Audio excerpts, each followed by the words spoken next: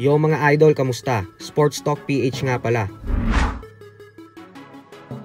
Ang laban ng ating pambato, pag-usapan natin yan mga idol. Ngunit bago ang lahat ay huwag kakalimutang mag-subscribe at i-click ang notification bell button for more sports talk.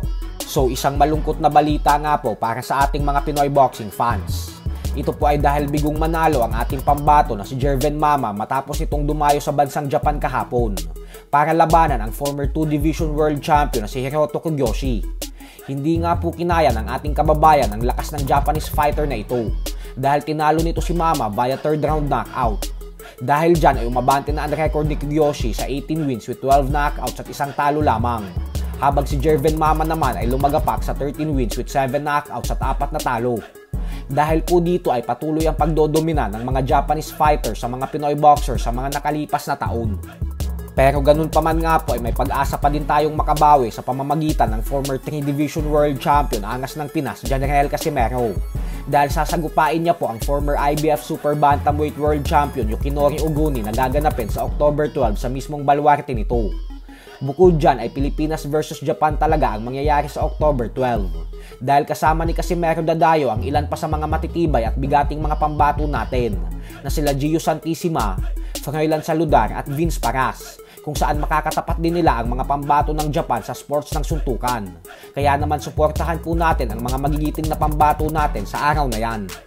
Sa kabilang banda naman mga idol ay bagamat nga po sinasabi ng karamihang boxing experts at mga kapwa boksingero na walang pag-asang manalo ang undisputed junior middleweight world champion Jermel Charlo sa bigating undisputed title fight nito kontra sa undisputed super middleweight world champion Canelo Alvarez na gaganapin sa susunod na linggo, ay madami nga po ang nagulat sa prediksyon ng legendary trainer na si Freddie Roach. Ayon po kasi kay Roach ay bagamat nagagalingan siya kay Canelo, ay kapansin-pansin daw talaga na humina na ito magmula nang matalo ito kay Dimitri Bivol mahigit isang taon na ang nakakalipas. Paliwanag ni Roach na sa katunayan nga daw ay para sa kanya ay talo talaga dapat si Canelo sa unang dalawang laban nito kontra kay Gennady Golovkin. Kung nagtuos daw si Canelo at Charlo noong mga taong 2018 ay wala daw pag-asang manalo si Charlo.